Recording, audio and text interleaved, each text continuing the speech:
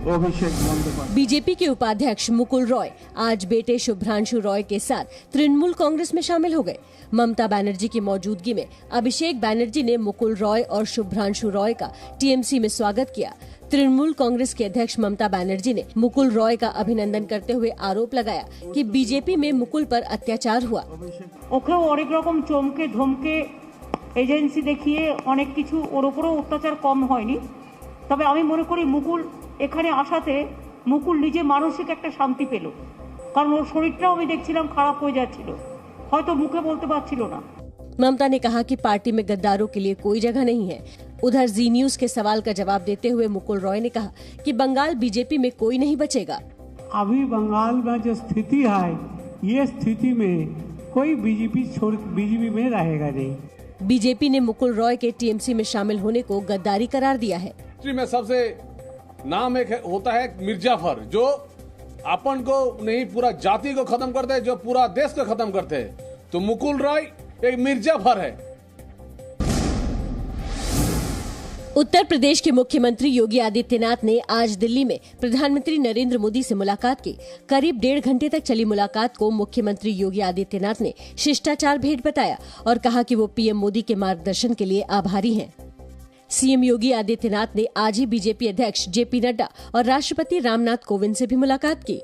सूत्रों के मुताबिक अगले साल होने वाले विधानसभा चुनाव को देखते हुए बीजेपी आला कमान ने सीएम योगी को निर्देश दिए हैं कि विधायकों सांसदों को भरोसे में लेना होगा।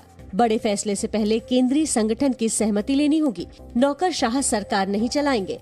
संगठन में मुख्यमंत्री की सक्रिय भागीदारी होगी। मंत्रिमंडल में जल्द बदलाव होगा। सहयोगियों को जगह मिलेगी।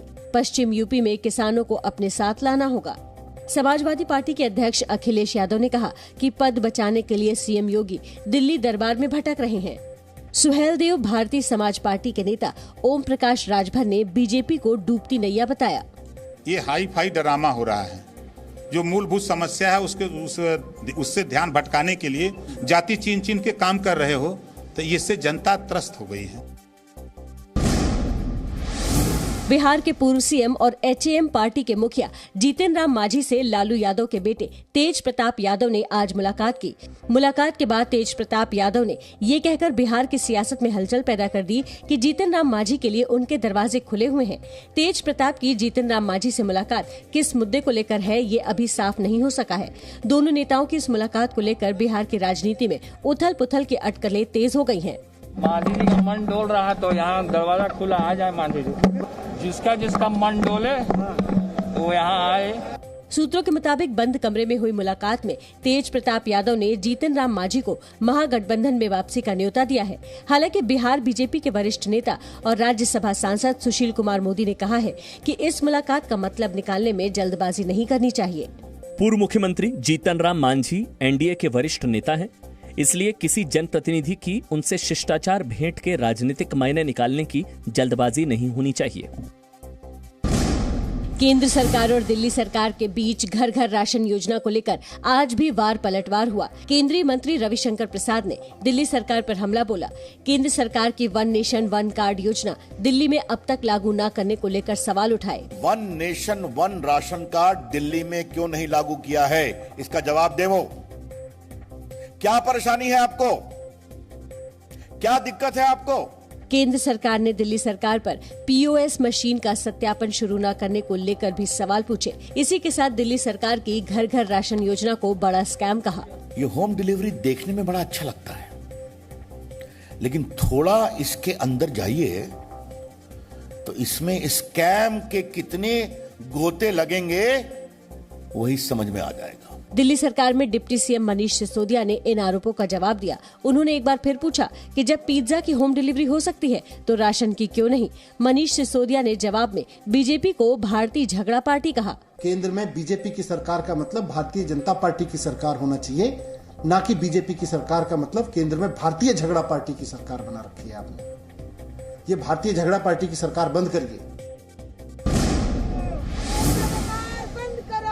पेट्रोल और डीजल की बढ़ती कीमतों के खिलाफ कांग्रेस ने आज देश भर में विरोध प्रदर्शन किया। कांग्रेस ने इस विरोध प्रदर्शन को आक्रोश दिवस का नाम दिया। यूथ कांग्रेस की तरफ से प्रधानमंत्री नरेंद्र मोदी और कई केंद्रीय मंत्रियों के आधिकारिक पते पर साइकिल कुरियर से भेजी गई। कांग्रेस महासचिव प्रियंका गांधी वाड्रा ने ट्वीट कर आरोप लगाया कि मोदी सरकार ने कोविड-19 महामारी के दौरान पेट्रोल एवं डीजल पर 2.74 लाख करोड़ रुपए के कर वसूले, लेकिन जनता को कुछ नहीं मिला।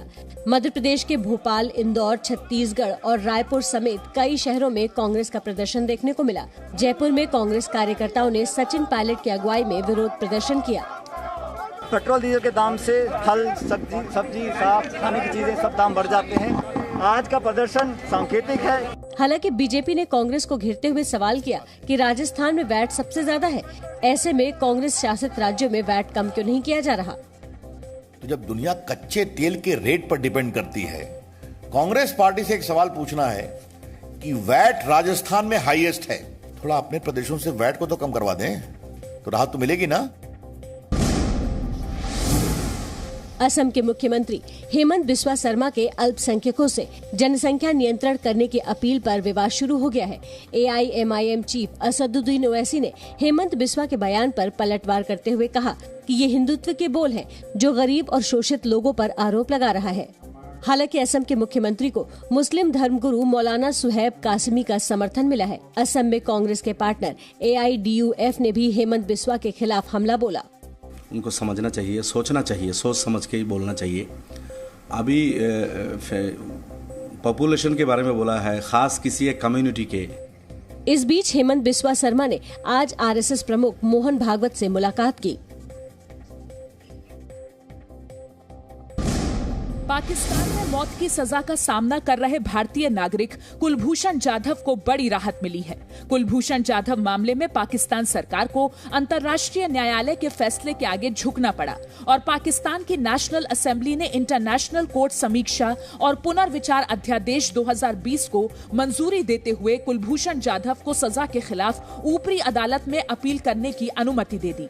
कानून तो एक जगह है, कुलभूषण जाधव को सही वकील भी चाहिए, वो वकील चाहिए जो उनके लिए सही तर्क कर पाए, और इसलिए अब ये आगे चर्चा चलेगी कि ये वकील भारतीय होंगे या पाकिस्तान अपने आप लाएंगे, और इसी फैसले के बाद हम कह सकेंगे कि कुलभूषण जाधव को ICJ का फैसला का फायदा पूरी तरीके से मिला कि नहीं। पाकिस्तान की सैन्य अदालत ने 2017 में जासूसी और आतंकवाद के आरोप में कुलभूषण जाधव को मौत की सजा सुनाई थी। भारत ने जाधव को राजनयिक पहुंच न देने और मौत की सजा को चुनौती देने के लिए अंतर्राष्ट्रीय न्यायालय का रुख किया था और ICJ ने 2019 में पाकिस्तान को कुलभूषण जाधव को दोषी ठहराने के फैसले और सजा की प्रभावी तरीके से समीक्षा और पुनर्विचार करने का आदेश सुनाया था। सूत्रों के मुताबिक भारतीय सेना के टॉप अधिकारी अगले हफ्ते वास्तविक नियंत्रण रेखा के हालात पर चर्चा करेंगे। सूत्रों का कहना है कि पूर्वी लद्दाख में LAC पर चीन अपने हिस्से में सेना की गतिविधियों को बढ़ा रहा है। इसे देखते हुए भारतीय सेना की टॉप लीडरशिप को एक उच्च स्तरीय बैठक में सेना की ऑपरेशनल तैयारियों के बारे में जानकारी दी जाएगी। सूत्रों के मुताबिक बैठक में कमांडर इन चीफ रैंक के अधिकारी शामिल होंगे। सूत्रों का कहना है कि 2 दिन की ये बैठक 16 जून से शुरू होगी। सेना प्रमुख जनरल मनोज मुकुंद नरवणे वास्तविक नियंत्रण रेखा पर तैयारियों की निगरानी कर रहे हैं और व्यक्तिगत तौर पर लद्दाख सेक्टर का 7-8 बार दौरा कर हालात का जायजा ले चुके हैं। केंद्रीय स्वास्थ्य मंत्रालय ने जानकारी दी है कि देश में कोरोना वायरस के प्रसार का आकलन करने को लेकर चौथी बार राष्ट्रीय स्तर पर सीरो सर्वे कराया जाएगा। पूरे देश में ये सीरो सर्वे ICMR करेगा और ये सर्वे इसी महीने से शुरू होगा। वहीं दिल्ली में अब तक हुए वैक्सीनेशन को लेकर भी बड़ी जानकारी सामने आई है।